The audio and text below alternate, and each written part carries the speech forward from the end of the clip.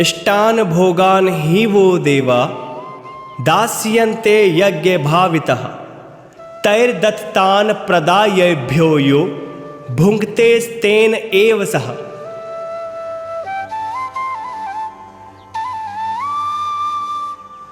आसक्ति रहित कर्म यज्ञ से प्रसन्न हुए देवता तुम्हें कर्तव्य पालन हेतु आवश्यक सामग्री प्रदान करते रहेंगे और इस प्रकार प्राप्त हुई सामग्री को जो मनुष्य दूसरों की सेवा में लगाए बिना केवल स्वयं उपभोग करता है वो मनुष्य चोर पापी कहलाता है। अर्थात देवता शब्द को आप अच्छे से समझ लें। इस शब्द से बड़ी भ्रांति हुई है। देवता शब्द का अर्थ है इस संसार में 3 प्रकार के लोग हैं। पुण्य कर्म करने वाले श्रेष्ठ पुरुष और दूसरे साधारण मनुष्य, ना पाप करने वाले और ना पुण्य करने वाले, और तीसरे हैं पाप कर्म करने वाले, हत्याएं करने वाले।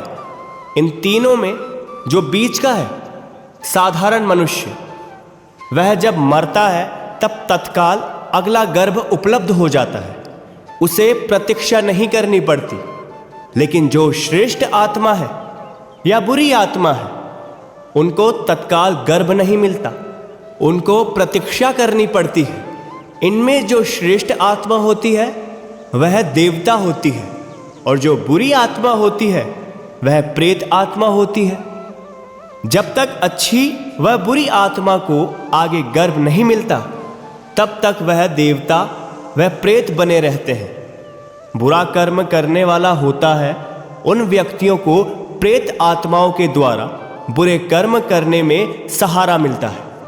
जो अच्छे लोग हैं उनको देव आत्माओं का सहारा मिलता है। कृष्ण कह रहे हैं अर्जुन को कि तू शुभ कर्म करता है तो अनेक देवताओं का सहारा तुझे मिलता है।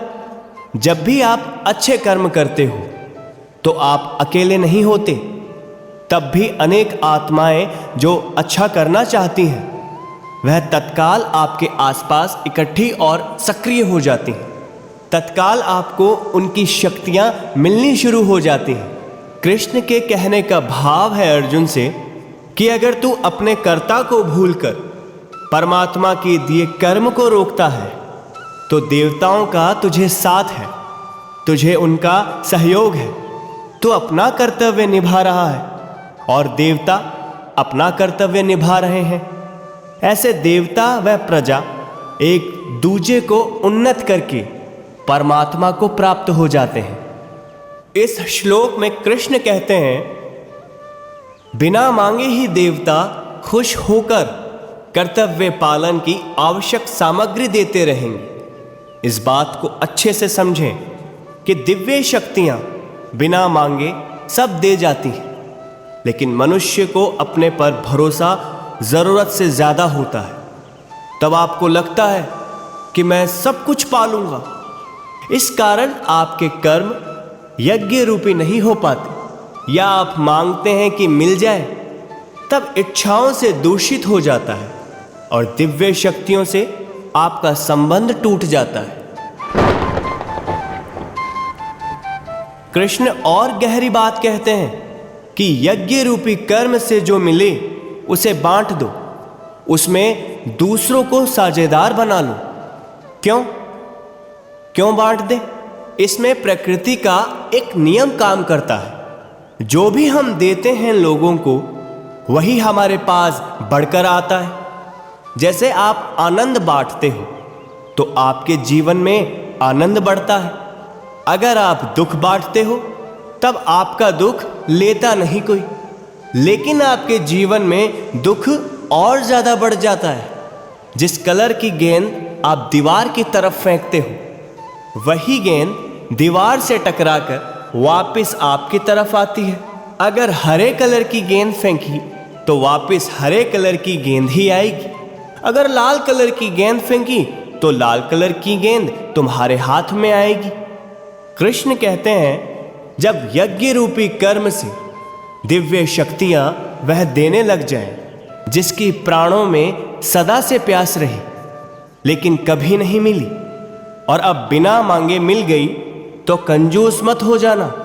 उसे अपने पास रोक मत लेना, उसे बांट देना, क्योंकि जितना तुम बांटोगे उतना ही वह बढ़ता चला जाता है। घर की एक खिड़की खुली हो तो भीतर हवा नहीं आएगी, दूसरी खिड़की खोलोगे तो भीतर वाली बाहर जाएगी, फिर बाहर से भीतर और हवा आती रहेगी। अपने पास है उसे पहले बांट दे, फिर कुछ बचे तो उसका खुद उपभोग करें।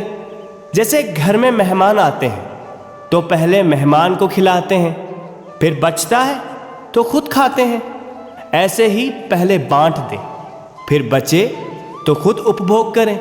ना बांटने वाला तो सारी उम्र चीजों को संभालने में ही मर जाएगा। जिसको देने की आदत नहीं, वह खुद भी वंचित रह जाता है, वह पाप को संभाले हुए मर जाता है।